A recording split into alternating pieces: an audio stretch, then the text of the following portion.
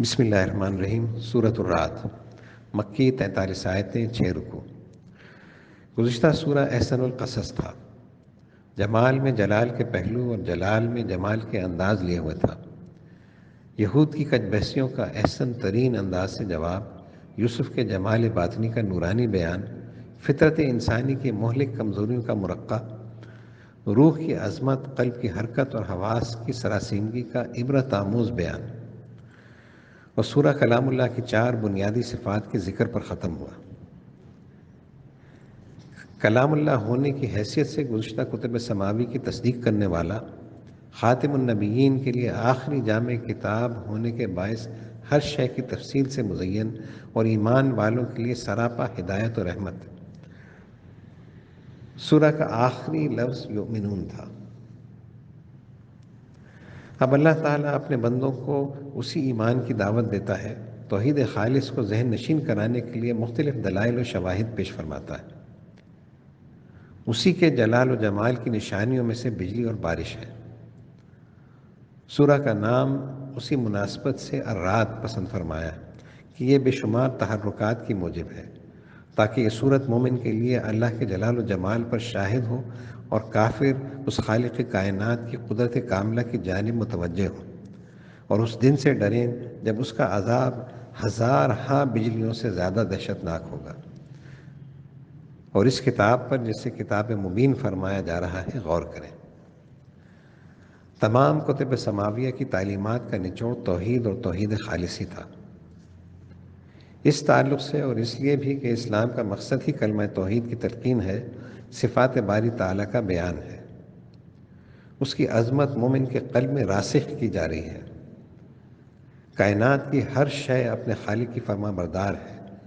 بتایا جا رہا ہے کہ وہ جن کے قلوب نور توحید سے منور ہوتے ہیں، ان کی کیفیت کیا ہوتی ہے، جو اس سے محروم ہیں ان کی حالت کیا ہوتی ہے۔ آخر میں ہدایت و رحمت کا پیغام رحمت للعالمین کی زبان سے عام کیا گیا ہے کہ بندے کا مقصد زیست بندگی اور خالق کا منشا اپنے بندوں پر لطف و رحمت ہے۔ گویا یہ سورہ قرآن یعنی ہدایت و رحمت اور صاحب قرآن یعنی ہادی برحق رحمت عالم کے انوار توحید کی روشنی میں دکھاتا ہے اور ایمانی بصیرت کو جلا بخشتا ہے۔ اعوذ باللہ من الشیطان الرجیم، بسم اللہ الرحمن الرحیم، الف لام میم را، تلک آیات الکتاب والذی انزل الیک من ربک الحق ولکن اکثر الناس لا یؤمنون۔ اللہ الذی رفع السماوات بغیر عمد ترونها ثم استوى على العرش وسخر الشمس والقمر كل يجري لأجل مسمى يدبر الأمر يفصل الآيات لعلكم بلقاء ربكم توقنون۔ وهو الذي مد الأرض وجعل فيها رواسي وأنهارا ومن كل الثمرات جعل فيها زوجين اثنين يغشي الليل النهار إن في ذلك لآيات لقوم يتفكرون۔ وفي الأرض قطع متجاورات وجنات من أعناب وزرع ونخيل صنوان وغير صنوان يسقى بماء واحد ونفضل بعضها على بعض في الأكل إن في ذلك لآيات لقوم يعقلون۔ وإن تعجب فعجب قولهم أإذا كنا ترابا إنا لفي خلق جديد أولئك الذين كفروا بربهم وأولئك الأغلال في أعناقهم وأولئك أصحاب النار هم فيها خالدون۔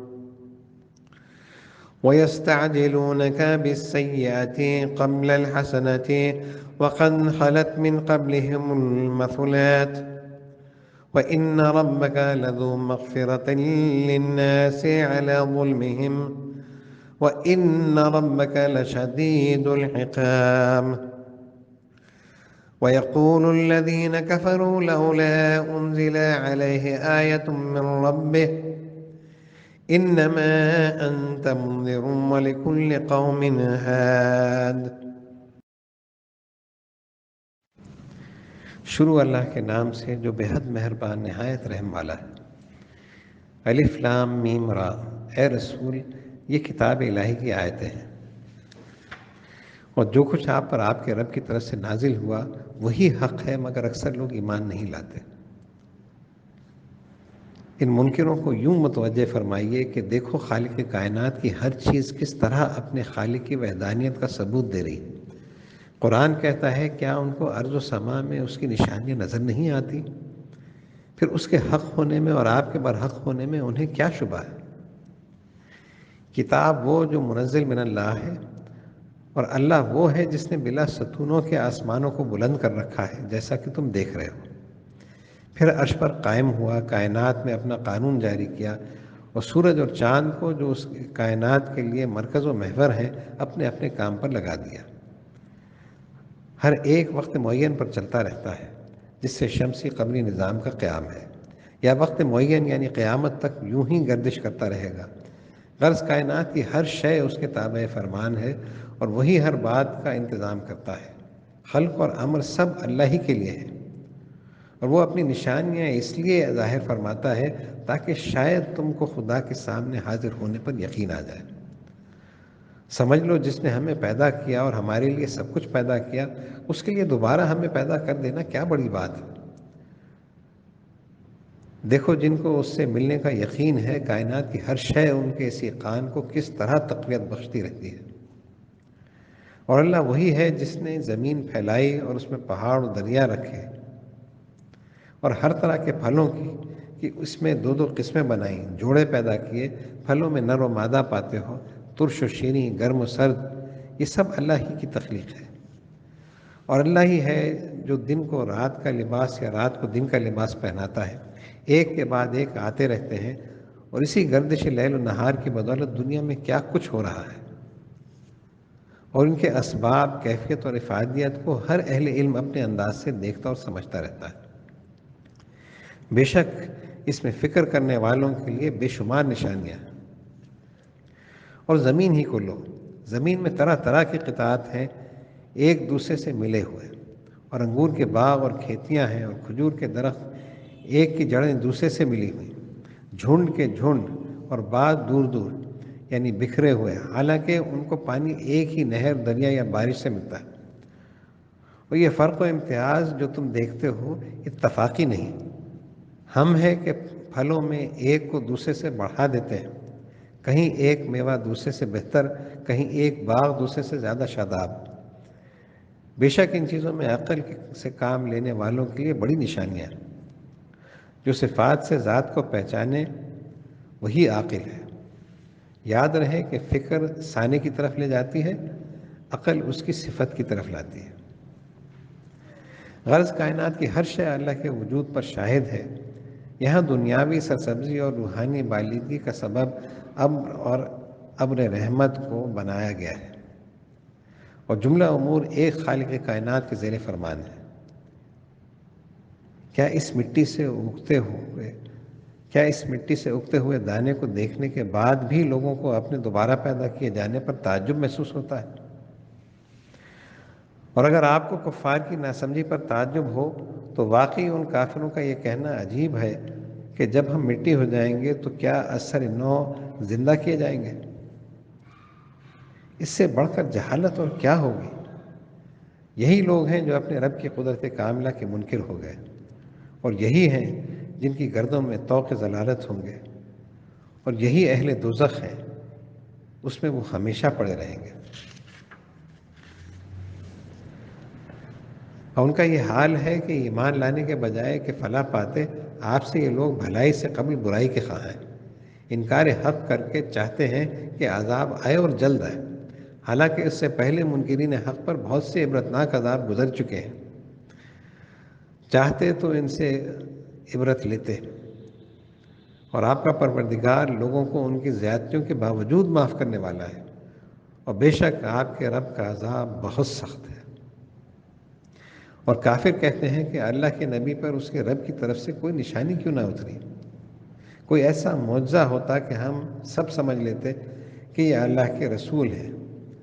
آپ فرما دیجیے کہ آپ کا کام تو لوگوں کو غلط عقیدے اور غلط کاموں کے نتائج سے ڈرانا ہے، نہ کہ ان کے فرمائشی معجزات پیش کرتے رہنا۔ اور رہا معجزے کا سوال، تو ہر قوم کا ایک ہادی ہوتا ہے جو اس قوم کی ایک مخصوص احسن صورت سے اس کی رہبری کرتا ہے۔ اہل عرب فصاحت کے دلبادہ تھے، ان میں قرآن جیسا کلام نازل ہوا جس کی ہر چھوٹی سے چھوٹی صورت بھی عظیم معجزہ ہے۔ اب اتنے معجزات کے ہوتے ہوئے مزید نشانیوں کو طلب کرنا محض کج بحثی نہیں تو اور کیا ہے؟ اعوذ باللہ من الشیطان الرجیم، بسم اللہ الرحمن الرحیم۔ الله يعلم ما تحمل كل أنثى وما تغيض الأرحام وما تزداد وكل شيء عنده بمقدار. عالم الغيب والشهادة الكبير المتعال. سواء منكم من أسر القول ومن جهر به ومن هو مستخف بالليل وسارب بالنهار. له معقبات من بين يديه ومن خلفه يحفظونه من أمر الله. إن الله لا يغير ما بقوم حتى يغيروا ما بأنفسهم. وإذا أراد الله بقوم سوءا فلا مرد له وما لهم من دونه من وال. هو الذي يريكم البرق خوفا وطمعا وينشئ السحاب الثقال ويسبح الرعد بحمده والملائكة من خيفته ويرسل الصواعق فيصيب بها من يشاء وهم يجادلون في الله وهو شديد المحال. له دعوة الحق والذين يدعون من دونه لا يستجيبون لهم بشيء إلا كباسط كفيه إلى الماء ليبلغ فاه وما هو ببالغه وما دعاء الكافرين إلا في ضلال. ولله يسجد من في السماوات والأرض طوعا وكرها وظلالهم بالغدو والآصال. قل من رب السماوات والأرض قل الله. قل أفاتخذتم من دونه أولياء لا يملكون لأنفسهم نفعا ولا ضرا. قل هل يستوي الأعمى والبصير أم هل تستوي الظلمات والنور أم جعلوا لله شركاء خلقوا كخلقه فتشابه الخلق عليهم. قل الله خالق كل شيء وهو الواحد القهار.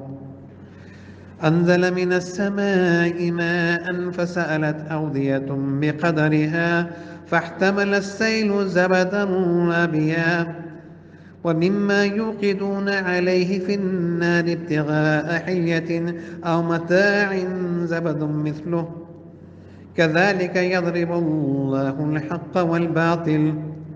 فأما الزبد فيذهب جفاء وأما ما ينفع الناس فيمكث في الأرض. كذلك يضرب الله الأمثال. للذين استجابوا لربهم الحسنى والذين لم يستجيبوا له لو أن لهم ما في الأرض جميعا ومثله معه لافتدوا به أولئك لهم سوء الحساب ومأواهم جهنم وبئس المهاد. بسم اللہ الرحمن الرحیم۔ دوسرا رکوع۔ توحید باری تعالیٰ، اس کے کمال علمی، اس کی قدرت و حکمت کاملہ کا بیان جاری ہے۔ اللہ ہر شے کی جزیات تک سے واقف اور اس پر محیط ہے۔ ہر شے اسی کے آگے سر بسجود، اسی کے حکم کے تابع ہے۔ البتہ انسان کو کسی قدر آزادی حاصل ہے، چاہے تو اپنی حالت بنا لے یا بگاڑ لے۔ اللہ اور رسول پر ایمان لا کر احکام الہی کے تابع رہنا زندگی بنا لینا ہے، ان سے روگردانی تباہی و ہلاکت ہے۔ اللہ کے علم محیط سے کوئی شے پوشیدہ نہیں۔ وہ جانتا ہے اس کو جو ہر مادہ اپنے پیٹ میں اٹھائے ہوئے ہے، حمل میں لڑکا ہو یا لڑکی، پورا ہے یا ادھورا، اچھا ہو یا برا وغیرہ، اور پیٹ کے سکڑنے اور پھیلنے سے بھی خوب واقف ہے۔ اسی پر قیاس کر لو کہ کائنات کی تمام جزیات سے وہ کس قدر باخبر اور ان پر کس درجے محیط ہے، اور ہر چیز کا اس کے ہاں ایک اندازہ مقرر ہے۔ اس کے سب کام حکمت کے تحت ایک بڑے منصوبے کے مطابق یوں ہی ہوتے رہتے ہیں۔ اس کے کمال علمی کا تو یہ عالم ہے کہ وہ ہر پوشیدہ اور ظاہر کا جاننے والا ہے، سب سے بڑا اور برتر ہے، ایسی بڑائی جس کا ہم ادراک نہیں کر سکتے۔ اور اس کا علم اس درجے محیط ہے کہ تم میں سے کوئی چپکے سے بات کہے یا زور سے کہے، یا کوئی رات کی تاریکی میں چھپ جائے یا دن کی روشنی میں چلتا پھرتا رہے، اس کے علم کے اعتبار سے سب برابر ہے۔ غیب و شہادت، چھپے اور کھلے کا ذکر تھا۔ اس عالم اسباب میں جس طرح ظاہری طور پر اسباب کا سلسلہ ہے، اگرچہ کرنے والا وہی مسبب الاسباب ہے، اسی طرح پوشیدہ طور پر بھی اس مسبب الاسباب نے انسان کی حفاظت کا نظام قائم کر رکھا ہے۔ کہیں انسان کی ودیت کی ہوئی قوت مدافعت کرتی ہے، کہیں اللہ کی مدد اس طرح آتی ہے کہ اس کا سان و گمان نہیں ہوتا۔ اللہ تعالیٰ کی بے شمار مخلوق میں بے شمار فرشتے بھی شامل ہیں جو اس کے حکم سے متصرف رہتے ہیں، انسان کی حفاظت اس کے حکم سے کرتے ہیں۔ انسان صحیح کرتا ہے، اللہ کی مدد شامل حال رہتی ہے۔ اللہ کے پہرا دینے والے ہر بندے کے ساتھ، اس کے آگے اور اس کے پیچھے مامور ہیں، جو اللہ کے حکم سے اس کی نگہبانی کرتے ہیں۔ روح کو بھی توفیق الہی ہی لے کر چلتی ہے۔ جب تک انسان اللہ پر نظر جمائے مصروف کار رہتا ہے، وہ انس میں رہتا ہے۔ انس کی غیر فانی لذتیں اس کا نصیبہ ہوتی ہیں۔ جب وہ کیفیت حضوری کو ترک کر کے نفس کو مرکز نظر بناتا ہے، اس کی کیفیت بدل جاتی ہے، وہ نسیان میں آ جاتا ہے، اسی کو عیش سمجھتا ہے، روحانی بالغی موقوف ہو جاتی ہے۔ اسی طرح جس قوم میں خوف خدا نہ ہو، توحید خالص سے محروم ہو جائے، اس کی کیفیت بدل لی جاتی ہے، وہ دنیا کے عیش میں کھو جاتی ہے۔ بے شک اللہ کسی قوم کی صالح حالت کو بدل نہیں دیتا جب تک وہ اپنی حالت کو خود بدل نہیں ڈالتے۔ یہ عام قاعدہ ہے، اللہ چاہے تو ان کو اسی حالت میں پڑا رہنے دے، لیکن بسا اوقات وہ ایسی قوموں کو جن میں غیر صالح افراد کا غلبہ ہو جاتا ہے، ہلاک کر دیتا ہے۔ اور جب اللہ کسی قوم پر مصیبت ڈالنا چاہتا ہے تو پھر نہ وہ ٹل سکتی ہے اور نہ اس کے سوا کوئی ان کا مددگار ہو سکتا ہے۔ اس خالق کائنات کو حاضر و ناظر جانو، اس کے تصور حضوری میں رہو۔ کیا تم کو بجلی کی کڑک اور پانی سے لدے ہوئے بادل اللہ کے جلال و جمال کی طرف متوجہ نہیں کرتے رہتے؟ وہی ہے جو تم کو سائقہ کا خوف دلانے اور بارش کی امید دلانے کے لیے بجلی دکھاتا ہے اور بھاری بادل اٹھاتا ہے۔ ایک طرف ان کو دیکھ کر تم پر ہیبت طاری ہوتی ہے، دل کانپ جاتا ہے، تو دوسری طرف ان سے نشو و نما کی امیدیں وابستہ ہو جاتی ہیں۔ دیکھو کائنات کی ہر شے اللہ کی تسبیح کر رہی ہے، جس کام پر جس طرح لگا دی گئی ہے اسی طرح بلا کم و کاست مصروف ہے۔ اس کی حمد کو تم نہیں سمجھتے، اللہ سنتا ہے۔ اور بادلوں کی گرج یا فرشتہ جو منتظم سحاب ہے، وہ اور جملہ فرشتے اس کے خوف سے تسبیح و تحمید میں مشغول ہیں، اور اللہ بجلیاں بھیجتا ہے، پھر جس پر چاہتا ہے ان کو گرا دیتا ہے۔ غرض دنیا میں جو کچھ ہو رہا ہے سب اس کے حکم سے ہو رہا ہے، سوائے اللہ کے کوئی نہیں جو اس کائنات کے انتظام میں دخیل ہو۔ اللہ کی مخلوق کو اللہ سمجھنا اور اس پر جھگڑنا جہالت و نادانی نہیں تو کیا ہے؟ یہ لوگ ان نشانیوں کو روز ہی دیکھتے ہیں اور وہ اللہ کے بارے میں مسلمانوں سے جھگڑتے ہیں، حالانکہ اللہ بڑی ہی زبردست قوت والا ہے۔ یہ منکرین اس قوی و حکیم رب کو چھوڑ کر ان کو پکارتے ہیں جن میں بذات خود حرکت کی بھی صلاحیت نہیں۔ ان کے لیے کیا اچھا ہوتا کہ انتظار عذاب کی جگہ اللہ کی عبادت کرتے کہ اسی کا پکارنا حق ہے، اور اس کے سوا جن بتوں کو یہ پکارتے ہیں وہ انہیں کوئی جواب نہیں دے سکتے۔ ان کا پکارنا اس کے سوا کچھ نہیں، جیسے کوئی شخص اپنے دونوں ہاتھ پانی کی طرف پھیلائے اور اس کو پکارے تاکہ وہ اس کی آواز پر اس کے منہ تک پہنچے، حالانکہ وہ اس تک اس طرح کبھی نہیں پہنچ سکتا، اور کافروں کی پکار گمراہی کے سوا کچھ نہیں۔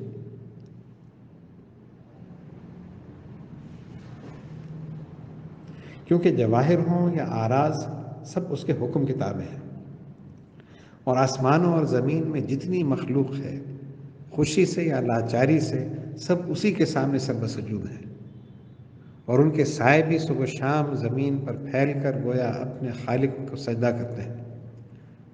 شے ہو یا اس کا سایہ، سب اسی کے تابع فرمان ہیں۔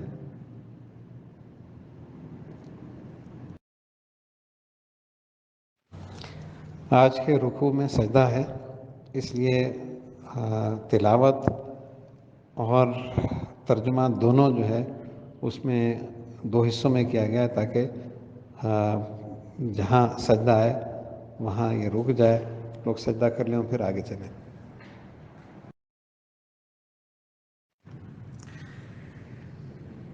جس رب کی قدرت کاملہ کا یہ حال ہو، کیا انسان جس کو اس نے بہترین انداز سے پیدا کیا وہ خوشی سے اس کو سجدہ نہ کرے، اس کا تابع فرمان نہ ہو جائے؟ آپ ان سے پوچھیے کہ آسمانوں اور زمین کا رب کون ہے؟ آپ ہی کہہ دیجئے اللہ، وہ اس سے انکار نہ کر سکیں گے۔ پھر آپ ان سے کہیے اس کی ربوبیت کا اقرار کرتے ہو، پھر بھی تم اس کو چھوڑ کر ایسوں کو کیوں حمایتی اور معبود بناتے ہو جو اپنے نفع و نقصان کے بھی مالک و مختار نہیں؟ آپ یہ بھی پوچھئے کیا نابینا و بینا برابر ہیں، یا تاریکی اور نور برابر ہو سکتے ہیں؟ جب ایسا نہیں اور ہرگز ایسا نہیں، تو پھر ایک تاریکیوں میں پھنسے ہوئے کافر کا اس موحد سے کیا تعلق جس کی نظر بصیرت افروز ہے، جو ایمان کی روشنی میں راہ راست پر گامزن ہے؟ کیا ان لوگوں نے اللہ کے لیے ایسے شریک ٹھہرا لیے ہیں کہ انہوں نے بھی کچھ پیدا کیا ہے جیسا اللہ نے پیدا کیا ہے، تو انہیں ان کا اور اس کا بنانا ایک سا معلوم ہوا اور ان پر خدا کا شبہ ہونے لگا۔ آپ فرما دیجئے اللہ ہی ہر چیز کا پیدا کرنے والا ہے، وہی خالق کائنات ہے، اور وہی اکیلا زبردست قدرت و حکمت والا ہے۔ حضرت قبلہ نے فرمایا کفر و ایمان، ظلمت و نور کے متقابل سے دو باتیں واضح ہو جاتی ہیں۔ اول تو یہ کہ جب تک کوئی روحانیت کو نہ اپنائے وہ جسمانیت سے فیضیاب نہیں ہو سکتا۔ دوسرے یہ کہ جب مومن بصر کو نظر سے ملا کر اللہ کے وجود پر نظر لگائے رہتا ہے تو اس پر سب راز کھل جاتا ہے۔ وہ اسباب کو دیکھتا ہے لیکن اس کی نظر میں مسبب ہی رہتا ہے، ہر شے اس کو خالق کائنات ہی سے قریب کرتی ہے۔ حق و باطل کو یوں سمجھو، اسی اللہ نے آسمان سے پانی برسایا، پھر اس سے ندی نالے اپنے اپنے ظرف اور گنجائش کے مطابق بہہ نکلے، پھر جب پانی موجیں مارتا بڑھا تو کوڑا کرکٹ ملنے سے گدلا ہو گیا اور سیلاب میں پھولا ہوا جھاگ اوپر آ گیا۔ یہ تو پانی میں جھاگ کا ظاہر ہونا ہے، اور لوگ آگ میں بھی جس چیز کو زیور یا کوئی اور سامان بنانے کے لیے تپاتے ہیں اس میں ایسا ہی ایک جھاگ ہوتا ہے۔ تم نے غور کیا پانی پر جھاگ آیا، طوفان میں غائب ہو گیا، صاف شفاف پانی نکل آیا۔ آگ نے بھی کھوٹ ہی کو دور کیا، اصل چیز تو زیور بن گئی۔ اللہ تعالیٰ یوں ہی حق و باطل کی مثال بیان فرماتا ہے، حق و باطل کے فرق کو سمجھاتا ہے۔ گدلے پانی اور معدنیات میں جو جھاگ پیدا ہوا تھا تو وہ جھاگ تو منتشر ہو کر زائل ہو جاتا ہے، اور جو چیز ان میں لوگوں کے لیے کارآمد ہوتی ہے وہ دنیا میں باقی رہتی ہے۔ اسی طرح اللہ حق و باطل کی مثالیں بیان کرتا ہے تاکہ لوگ باطل کی فنا اور حق کی بقا کو سمجھ جائیں اور باطل کے ظاہری ابھار پر اس کی رفعت کا دھوکہ نہ کھائیں۔ حق کے پانے کی راہ اللہ کی اطاعت ہے۔ جن لوگوں نے اپنے رب کا حکم مانا ان کے لیے بھلائی ہے، فلاح دارین ہے، مسرت قلبی ہے، اللہ کے ہاں لامتناہی اجر ہے۔ اور جن لوگوں نے اللہ کا حکم نہ مانا، اگر ان کے پاس دنیا بھر کے تمام خزانے اور اتنے ہی اس کے ساتھ اور ہوں تو سب کچھ نجات حاصل کرنے کے لیے صرف کر ڈالیں، لیکن پھر بھی نجات ان کو میسر نہیں آ سکتی۔ ایسے ہی لوگوں کا حساب برا ہوگا اور ان کا ٹھکانہ دوزخ ہے، اور وہ بری جگہ ہے۔ یہ منکرین سمجھتے ہیں کہ ان کا تصور حیات و عمل ان کو کسی پرسکون مقام میں پہنچا دے گا. نہیں، ان کا ٹھکانہ دوزخ ہوگا جس سے وہ نجات پانا چاہیں گے اور کسی داموں نہ پا سکیں گے. اعوذ باللہ من الشیطان الرجیم. بسم اللہ الرحمن الرحیم. افمن يعلم انما انزل اليك من ربك الحق كمن هو اعمى انما يتذكر اولو الالباب الذين يوفون بعهد الله ولا ينقضون الميثاق والذين يصلون ما أمر الله به أن يوصل ويخشون ربهم ويخافون سوء الحساب والذين صبروا ابتغاء وجه ربهم وأقاموا الصلاة وأنفقوا مما رزقناهم سرا وعلانية ويدرؤون بالحسنة السيئة أولئك لهم عقبى النار جنات عدن يدخلونها ومن صلح من آبائهم وأزواجهم وذرياتهم والملائكة يدخلون عليهم من كل باب سلام عليكم بما صبرتم فنعم عقبى الدار والذين ينقضون عهد الله من بعد ميثاقه ويقطعون ما أمر الله به أن يوصل ويفسدون في الأرض أولئك لهم اللعنة ولهم سوء الدار الله يبسط الرزق لمن يشاء ويقدر وفرحوا بالحياة الدنيا وما الحياة الدنيا في الآخرة إلا متاع. بسم اللہ الرحمن الرحیم. تیسرا رکوع. گزشتہ رکوع میں توحید کا بیان تھا. حق و باطل کا فرق روزمرہ کی مثالوں سے سمجھایا گیا، اس کے عواقب سے آگاہ کیا گیا. اب بتایا جا رہا ہے کہ بینا کون ہے اور نابینا کون، صاحب عقل کون ہے اور محروم عقل کون، ان کی کیفیات کیا ہوتی ہیں، نتیجے میں ان کو کیا ملتا ہے. اگر دنیا میں باطل کی طرح وہ ابھرتے معلوم بھی ہوتے ہیں تو اس ابھار پر حقیقت کا دھوکہ نہ کھانا. باطل کو فنا اور حق ہی کو بقا ہے. سالکان راہ حق جن کو اولو الالباب کہتے ہیں، ان پر یہ حقیقت دنیا ہی میں منکشف ہو جاتی ہے، وہی بینا ہے. بھلا جو شخص یہ جانتا ہے کہ جو کچھ آپ پر آپ کے رب کی طرف سے نازل ہوا ہے وہی حق ہے، اس شخص کے برابر ہو سکتا ہے جو اندھا ہے؟ جس کو بصیرت حاصل نہیں وہ کیا جانے نور بصیرت کیا ہے. حق باطن کو منور کرتا، دل کی آنکھوں کو کھول دیتا ہے. لیکن یہ بات وہی سمجھتے ہیں جو صاحبان عقل ہیں، جن کی عقل تلاش حق میں لگی ہے اور جو حق سے بقدر ظرف نوازے جاتے ہیں. یہ اولو الالباب کون ہیں، ان کی پہچان کیا ہے؟ یہ وہ لوگ ہیں جو اللہ کے عہد کو پورا کرتے ہیں، یعنی یوم الستو کا عہد اور انبیاء کرام کے ذریعے جو عہد لیے گئے سب کو پورا کرتے ہیں اور اپنے عہد کو نہیں توڑتے، اپنی ذمہ داریوں کا احساس کرتے ہیں. حقوق اللہ اور حقوق العباد کی حفاظت کرنے والے زبان کے سچے، عہد کے پکے ہیں. اور یہ وہ ہیں جو اسے ملاتے ہیں جس کو اللہ نے جوڑنے کا حکم دیا ہے، خواہ یہ جوڑنا اور ملانا اعتقاد میں، کلمے میں لا الہ الا اللہ کے ساتھ محمد رسول اللہ کا ہو، یا رسول کے ساتھ انبیاء سابقین کا، یا عمل میں ماں باپ، بھائی بہن وغیرہ اقارب کے حقوق کی ادائیگی اور رشتوں کا جوڑنا ہو، یا حقوق اللہ کے ساتھ حقوق العباد کی تکمیل ہو. سب اس کا حکم سمجھ کر کرتے رہتے ہیں جس کے سامنے حاضر ہونا ہے، اور اپنے رب سے ڈرتے ہیں اور روز قیامت کے برے عذاب سے خوف کھاتے ہیں کہ وہ برا دن ہے، دیکھیں اعمال قبول بھی ہوتے ہیں یا نہیں. اور یہ وہ لوگ ہیں جو اللہ کی رضا اور خوشنودی حاصل کرنے کے لیے صبر کرتے ہیں اور نماز کو قائم رکھتے ہیں، اور جو ہم نے ان کو دیا ہے وہ اس میں سے پوشیدہ اور اعلانیہ اللہ کی راہ میں خرچ کرتے ہیں، اور نیکی کر کے برائی کو دور کرتے ہیں یا بدسلوکی کے مقابلے میں حسن اخلاق سے پیش آتے ہیں.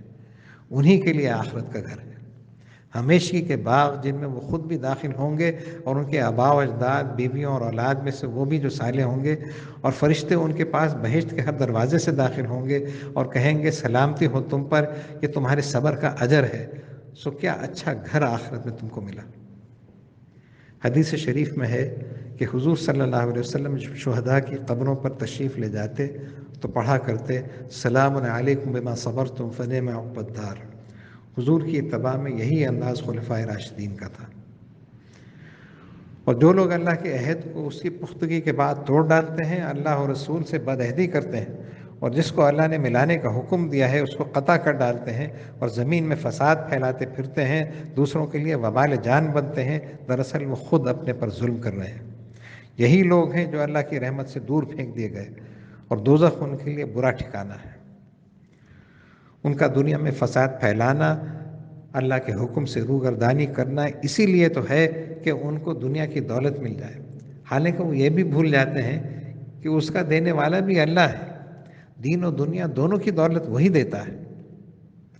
اللہ جس پر چاہتا ہے رزق کشادہ کرتا ہے، اور جس پر چاہتا ہے تنگ کر دیتا ہے، اور وہ دنیا کی زندگی پر فریفتہ ہے، حالانکہ آخرت کے مقابلے میں دنیا کی زندگی، اس کے رزق، اس کے آرام و تکلیف کی حقیقت کیا ہے؟ ایک متاع حقیر کے سوا کچھ نہیں۔ اس پر جان دینا اور خیر کثیر سے روگردانی کرنا کیسی نادانی ہے؟ اعوذ باللہ من الشیطان الرجیم، بسم اللہ الرحمن الرحیم۔ وَيَقُولُ الَّذِينَ كَفَرُوا لَوْلَا أُنزِلَ عَلَيْهِ آيَةٌ مِّن رَّبِّهِ قُلْ إِنَّ اللَّهَ يُضِلُّ مَن يَشَاءُ وَيَهْدِي إِلَيْهِ مَنْ أَنَابَ الَّذِينَ آمَنُوا وَتَطْمَئِنُّ قُلُوبُهُم بِذِكْرِ اللَّهِ أَلَا بِذِكْرِ اللَّهِ تَطْمَئِنُّ الْقُلُوبُ الَّذِينَ آمَنُوا وَعَمِلُوا الصَّالِحَاتِ طُوبَى لَهُمْ وَحُسْنُ مَآبٍ كَذَلِكَ أَرْسَلْنَاكَ فِي أُمَّةٍ قَدْ خَلَتْ مِنْ قَبْلِهَا لِتَتْلُوَ عَلَيْهِمُ الَّذِي أَوْحَيْنَا إِلَيْكَ وَهُمْ يَكْفُرُونَ بِالرَّحْمَنِ قُلْ هُوَ رَبِّي لَا إِلَهَ إِلَّا هُوَ عَلَيْهِ تَوَكَّلْتُ وَإِلَيْهِ مَتَابِ وَلَوْ أَنَّ قُرْآنًا سُيِّرَتْ بِهِ الْجِبَالُ أَوْ قُطِّعَتْ بِهِ الْأَرْضُ أَوْ كُلِّمَ بِهِ الْمَوْتَى بَل لِّلَّهِ الْأَمْرُ جَمِيعًا أَفَلَمْ يَيْأَسِ الَّذِينَ آمَنُوا أَن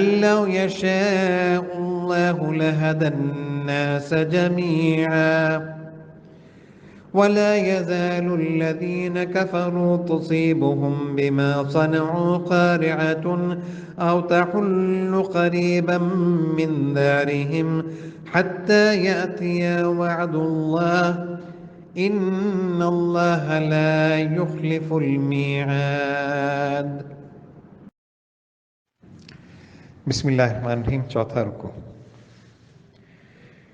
گزشتہ رکوع میں نیک بختوں اور بدبختوں کا ذکر تھا۔ کفار مکہ کا یہ عالم تھا کہ سب سنتے لیکن اپنی کج بحثی سے باز نہ آتے۔ کبھی یہ کہا کرتے تھے کہ مکے کے پہاڑوں کو ہٹا کر کھیت بنا دو، کبھی یہ خواہش کرتے تھے کہ ہمارے مردہ آباء و اجداد کو زندہ کر کے ہم سے بات چیت کروا دو، غرض کوئی نشانی لاؤ کہ ہمارے دل کو اطمینان ہو جائے۔ اللہ تعالیٰ فرما رہا ہے کہ وہ چاہے تو یہ سب کچھ کر سکتا ہے، لیکن رسول بھیجنے کا مقصد تمہاری فرمائش پورا کرنا نہیں بلکہ ہدایت اور نزول رحمت ہے۔ جب اس نقطہ ایمانی پر قائم ہو کر اللہ کو یاد کرو گے تبھی اطمینان قلبی حاصل ہوگا، ورنہ گزشتہ امتوں کی مثالیں تمہارے سامنے ہیں۔ اور کافر کہتے ہیں کہ اس پیغمبر پر اس کے پروردگار کی طرف سے کوئی ہمارا فرمائشی معجزہ کیوں نہ اترا؟ آپ فرما دیجئے اللہ چاہے تو سب کچھ کر سکتا ہے، لیکن یہاں کچھ آزمائش منظور ہے، یہاں وہ کسی کو مجبور نہیں کرتا۔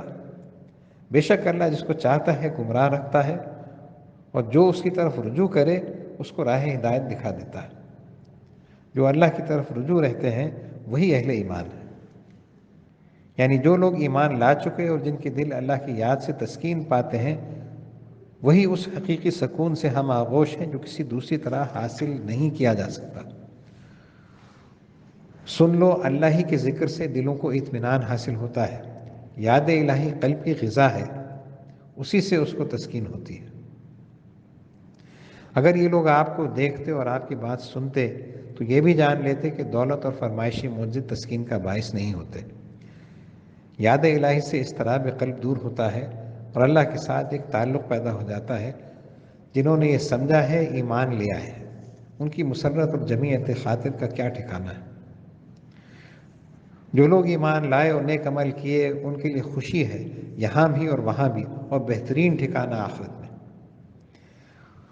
رجوع الی اللہ کا طریقہ کیا ہے؟ یہی کہ اس کے رسول کی طرف متوجہ رہا جائے، اور یہ کوئی نئی بات نہیں، گزشتہ امتوں میں رسول آتے ہی رہے۔ جس طرح ہم اور پیغمبر بھیجتے رہے ہیں، اسی طرح ہم نے آپ کو ایک امت میں جس سے قبل اور بھی امتیں گزر چکی ہیں رسول بنا کر بھیجا ہے، تاکہ جو وحی ہم نے آپ پر نازل کی آپ انہیں سنا دیں۔ جس طرح پہلے انبیاء کی تبلیغ پر لوگ حق سے منکر ہوئے، اسی طرح اگر یہ بھی منکر ہوں تو آپ متردد نہ ہوں۔ اور یہ لوگ رحمان کو نہیں مانتے، رحمان کی رحمانیت اور رحیمیت کو نہیں دیکھتے، قرآن سنتے ہیں اور رحمت للعالمین کی زبان سے سنتے ہیں، پھر بھی رحمان کی رحمت سے انکار کرتے ہیں۔ آپ فرما دیجئے میرا رب تو وہی رحمان و رحیم ہے، اس کے سوا کوئی معبود نہیں، میں نے اسی پر بھروسہ کیا اور اسی کی طرف مجھے رجوع ہونا ہے۔ رکوع کے شروع میں کفار کا مطالبہ کسی معجزے کا تھا۔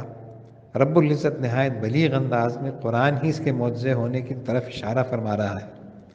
فرمایا کہ اگر کوئی کتاب ایسی ہوتی جس سے پہاڑ ٹکڑے ٹکڑے ہو جاتے، مردے بولنے لگتے، تو وہ قرآن کے علاوہ کیا اور کوئی کتاب ہو سکتی تھی؟ لیکن قرآن سے یہ فیض اٹھانا تمہارے اختیار میں نہیں، اللہ کے اختیار کی چیز ہے۔ اسی کتاب سے یہیں جسے اللہ چاہتا فیوز و برکات کی اور نعمتوں سے نوازتا ہے۔ اور اگر کوئی اور قرآن ہوتا ہے جس سے پہاڑ چلنے لگتے، یا اس سے زمین ٹکڑے ٹکڑے ہو جاتی، یا اس سے مردے بولنے لگتے، اور اس طرح ان کے فرمائشی نشان پورے ہو جاتے، تو بجوز اس قرآن کے اور کون سی کتاب ہو سکتی تھی؟ یہی قرآن ہے جس نے پتھر دل پگھلا دیے، قلوب انسانی میں معرفت کے چشمے جاری کر دیے، مردہ دلوں اور قوموں کو حیات ابدی عطا کر دی۔ اصل بات یہ ہے کہ سب کچھ ہدایت و گمراہی اللہ ہی کے اختیار میں ہے۔ وہ اسی کو ہدایت دیتا ہے جو تلاش حق کی تڑپ اور قبول حق کی استعداد رکھتا ہو، ورنہ قیامت تک ہدایت مجھے میسر نہیں ہو سکتی۔ بس کیا مومنوں کو اطمینان خاطر نہیں ہوا کہ اگر اللہ چاہتا تو سب لوگوں کو راہ ہدایت پر لگا دیتا؟ لیکن یہ سنت اللہ اور حکمت الہیہ کے خلاف ہے۔ انسان کو کسب و اختیار کی آزادی حاصل ہے، ہدایت کے اسباب مہیا کر دیے گئے، جو چاہے ان سے فائدہ اٹھائے۔ بیہودہ فرمائشوں کی طرف توجہ کی ضرورت نہیں، اور کافروں پر ان کی بدعمالیوں کے باعث آفت آتی ہی رہی گئی، یا ان کی بستی کے آس پاس پڑتی رہے گی، جس سے ان کے دل میں ایک دھڑکا لگا رہے، یہاں تک کہ اللہ کا وعدہ پورا ہو، یعنی کافر کفر کی سزا پائیں، مسلمان کامیاب ہوں۔ بے شک اللہ اپنے وعدے کے خلاف نہیں کرتا۔ اعوذ باللہ من الشیطان الرجیم، بسم اللہ الرحمن الرحیم۔ وَلَقَدِ اسْتُهْزِئَ بِرُسُلٍ مِّن قَبْلِكَ فَأَمْلَيْتُ لِلَّذِينَ كَفَرُوا ثُمَّ أَخَذْتُهُمْ فَكَيْفَ كَانَ عِقَابِ أَفَمَنْ هُوَ قَائِمٌ عَلَى كُلِّ نَفْسٍ بِمَا كَسَبَتْ وَجَعَلُوا لِلَّهِ شُرَكَاءَ قُلْ سَمُّوهُمْ أَمْ تُنَبِّئُونَهُ بِمَا لَا يَعْلَمُ فِي الْأَرْضِ أَمْ بِظَاهِرٍ مِّنَ الْقَوْلِ بَلْ زُيِّنَ لِلَّذِينَ كَفَرُوا مَكْرُهُمْ وَصُدُّوا عَنِ السَّبِيلِ وَمَن يُضْلِلِ اللَّهُ فَمَا لَهُ مِنْ هَادٍ لَهُمْ عَذَابٌ فِي الْحَيَاةِ الدُّنْيَا وَلَعَذَابُ الْآخِرَةِ أَشَقُّ وَمَا لَهُم مِّنَ اللَّهِ مِن وَاقٍ مَثَلُ الْجَنَّةِ الَّتِي وُعِدَ الْمُتَّقُونَ تَجْرِي مِن تَحْتِهَا الْأَنْهَارُ أكلها دائم وظلها تلك عقبى الذين اتقوا وعقبى الكافرين النار. والذين آتيناهم الكتاب يفرحون بما أنزل إليك ومن الأحزاب من ينكر بعضه قل إنما أمرت أن أعبد الله ولا أشرك به إليه أدعو وإليه مآب. وكذلك أنزلناه حكما عربيا ولئن اتبعت أهواءهم بعدما جاءك من العلم ما لك من الله من ولي ولا واق. بسم اللہ الرحمن الرحیم. 5واں رکوع. اللہ کا وعدہ حق ہے، تاریخ کے صفحات اس حقانیت پر گواہ ہے. جب بھی رسولوں کے ساتھ ان کی امت کے لوگوں نے استہزاء کیا، ان کا مذاق اڑایا، نافرمانی کی، تو پہلے مہلت دی گئی، پھر گرفتار عذاب ہوئے. رسول تو اپنا فریضہ تبلیغ ادا کرتے رہے، آپ بھی انہیں سمجھاتے رہیں جو جیسا کرے گا ویسا پائے گا. اور آپ سے قبل کتنے رسولوں کے ساتھ تمسخر کیا گیا ہے، لیکن میں نے کافروں کو مہلت دی، پھر ان کو پکڑ لیا، تو دیکھ لو کہ میری گرفت کیسی رہی، ان قوموں کا کیا حشر ہوا. کیا یہ منکرین اللہ کی قدرت کاملہ کے مظاہرے دیکھتے نہیں رہتے؟ پھر بھلا کیا وہ ذات جو ہر ایک کے عمل سے باخبر ہے، ہر ایک کی نگران حال ہے، یہ لوگ اس کو اپنی طرح مجبور سمجھتے ہیں اور اللہ کے شریک ٹھہراتے ہیں؟ اگر اس قدرت و حکمت کا مالک کوئی اور معبود ان کے خیال میں ہے تو فرمائیے ذرا ان کے نام تو لو، ہم بھی سنیں وہ کون ہے. کیا تم اللہ کو وہ چیز بتاتے ہو جسے وہ زمین میں نہیں جانتا، یا محض بے حقیقت باتیں کر رہے ہو؟ یہ تمہارا تعصب، کورانہ تقلید اور ہٹ دھرمی ہے. کافر پتھر کو پتھر دیکھ رہے ہیں، لیکن ان کی عقل پر پتھر پڑ گئے ہیں کہ اس کو اپنا معبود سمجھتے ہیں اور خدا کا شریک کرتے ہیں. بات یہ ہے کہ ان کافروں کو ان کے فریب خوشنما دکھائی دیتے ہیں، اور اسی سبب وہ راہ حق سے روک لیے گئے. اور جس کو اللہ گمراہ کرے، یعنی ان کو ان کی گمراہی میں ڈھیل دیتا چلا جائے، اسے کوئی راہ پر لا نہیں سکتا. ان کے لیے دنیا کی زندگی میں بھی عذاب ہے، اور آخرت کا عذاب تو کہیں زیادہ سخت ہوگا. اور اللہ کے عذاب سے کوئی ان کو بچانے والا نہیں، اور اس کے عذاب سے انہیں کہیں مفر نہ ہوگا. عذاب کے ساتھ اہل ایمان کے لیے رحمتوں کا بھی مژدہ ہے، اور اس جنت کا حال جس کا وعدہ اللہ کے نیک بندوں سے کیا گیا یہ ہے کہ اس کے نیچے نہریں رواں ہیں، اس کا پھل بھی دائمی ہوگا اور اس کا سایہ بھی. یہ پرکیف اور پرسکون مقام انجام ہے پرہیزگاروں کا، اور کفار کا انجام آگ ہے، اور وہ آگ بھی دوزخ کی آگ. اس قرآن عظیم سے وہی ہدایت پاتے ہیں جن کو اس سے ایک مسرت قلبی حاصل ہوتی ہے، اور وہ لوگ جن کو ہم نے کتاب دی ہے وہ اس قرآن عظیم سے جو آپ پر نازل ہوا خوش ہوتے ہیں. اور ہاں، ان کے بعض گروہ اس قرآن کی چند باتوں کو نہیں مانتے، کیونکہ ان کے ناجائز مفادات سے ان آیات کا تصادم ہوتا ہے. آپ فرما دیں کہ مجھے یہی حکم ملا ہے کہ میں اللہ کی بندگی کروں اور کسی کو اس کا شریک نہ بناؤں.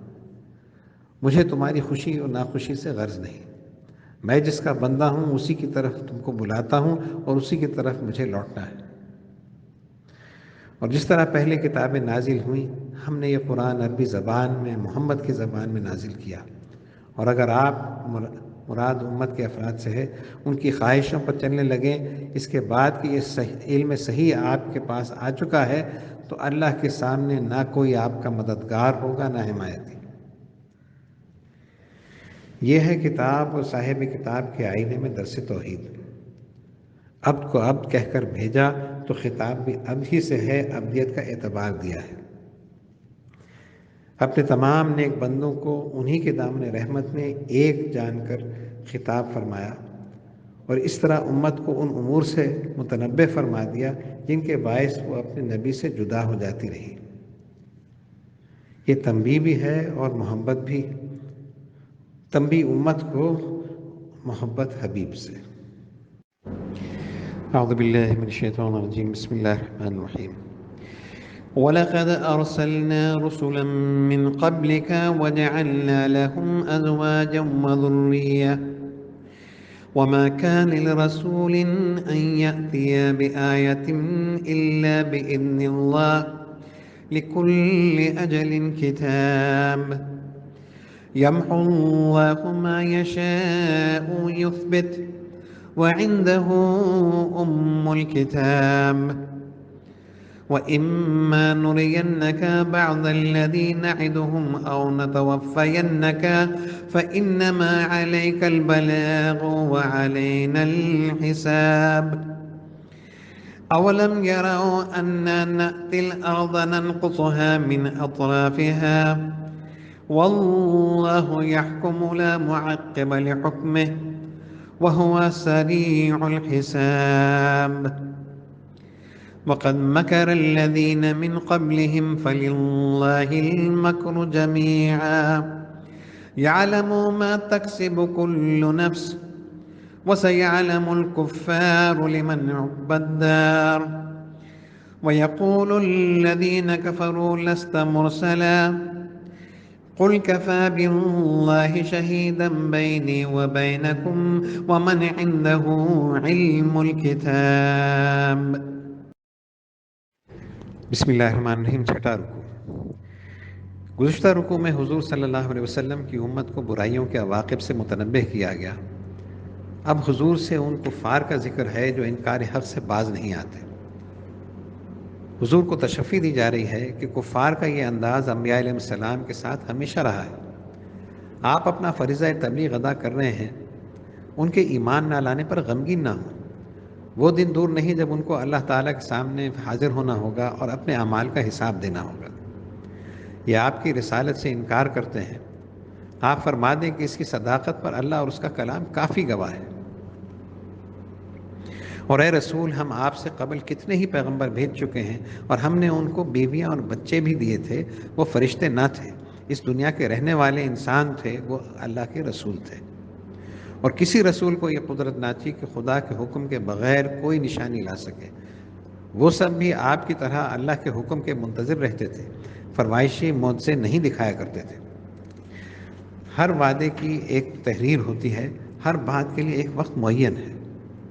زمانے کی مناسبت سے اللہ جس حکم کو چاہتا ہے مٹا دیتا ہے اور جس کو چاہتا ہے باقی رکھتا ہے، لیکن حقائق بدلہ نہیں کرتے۔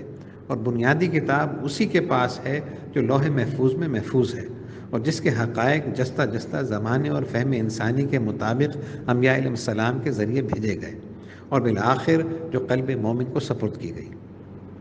سمجھایا جا رہا ہے کہ جس طرح آیات قرآنی اور کائنات کی نشانیوں میں کوئی تناقض نہ پاؤ گے، اسی طرح سابق انبیاء کی تعلیم اور حضور کی تعلیم میں کوئی بنیادی فرق نہ ہوگا۔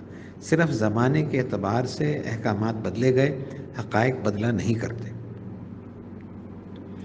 اور اگر ہم بعض عذاب کے وعدے جو ہم نے ان سے کیے ہیں آپ کی زندگی میں آپ کو دکھا دیں، یا یہ عذاب ان پر اس وقت آئے جب آپ کو اٹھا لیں، دونوں صورتوں میں ان کی تعجیل و تاخیر کی تمنا سے کچھ نہ ہوگا۔ بس آپ کا کام ہمارے احکام کا پہنچا دینا ہے، اور حساب لینا ہمارے ذمہ ہے، جب چاہیں گے اور جیسے چاہیں گے لے لیں گے۔ کیا وہ نہیں دیکھتے کہ ان پر عرصہ حیات تنگ ہوتا چلا جا رہا ہے، کفر کا حلقہ اثر کم ہو رہا ہے؟ گویا ان کے لیے ہم زمین کو اس کے کناروں سے کم کرتے چلے آتے ہیں، اور اللہ جیسا چاہتا ہے حکم کرتا ہے، کوئی اس کے حکم کو ملتوی کر کے پیچھے نہیں ڈال سکتا۔ اس کا تکوینی حکم اٹل ہے، اور وہ جلد حساب لینے والا ہے، جس کا ہونا یقینی ہے۔ سمجھو کہ قیامت آ ہی گئی۔ اور یقیناً ان سے قبل بھی کفار اسی طرح فریب کرتے آئے ہیں۔ یہ ڈھیل اللہ کی طرف سے تھی، کیونکہ یہاں آزمائش منظور ہے، ورنہ کسی کی کیا مجال کہ مخالفت کا ارادہ بھی کر سکے۔ بس ہر تدبیر جو یہ کیا کرتے ہیں، ان سب کا رشتہ اللہ ہی کے ہاتھ میں ہے۔ وہ جانتا ہے کہ ہر تنفس اس دنیا میں اپنے لیے کیا کما رہا ہے، اور ان قریب کافروں کو معلوم ہو جائے گا کہ آخرت کا گھر کس کے لیے ہے، کس کا انجام بخیر ہے۔ خوش انجام کون ہوئے اور بد نصیبی کن کے حصے میں آئی۔ رکوع اور سورہ ختم ہو رہا ہے۔ اس سورہ میں توحید خالص کا بیان تھا۔ اس بیان کو اس بلیغ انداز پر ختم کیا جا رہا ہے کہ دنیا جان لے کہ پورا کلمہ طیبہ لا الہ الا اللہ محمد رسول اللہ توحید خالص ہے۔ لا الہ الا اللہ ماننا اور محمد رسول اللہ نہ ماننا کفر ہے۔ یہود و نصارہ سے تمام جھگڑا محمد رسول اللہ پر تھا۔ کافر تو اللہ کو بھی نہیں مانتے۔ یہاں محمد رسول اللہ کو نہ ماننے والوں کو کفار کے ساتھ شامل کر کے فرمایا، اور اے رسول، منکر کہتے ہیں کہ آپ رسول نہیں ہیں۔ معاملہ ختم ہوا۔ جو رسول اللہ کو نہ مانے وہ اللہ کو کیا سمجھے گا؟ بس افہام و تفہیم بے سود ہے۔ ان کا فیصلہ ہو چکا۔ اب فرما دیجئے کہ میرے اور تمہارے درمیان بس اللہ گواہ ہے، اور جن کو قرآن کا علم ہے وہ بھی دل سے میری رسالت پر شاہد ہیں۔ اس طرح یہ سورہ کلمہ توحید کی صداقت پر ختم ہوا ہے۔ گویا مکمل سورہ کا خلاصہ لا الہ الا اللہ محمد الرسول اللہ۔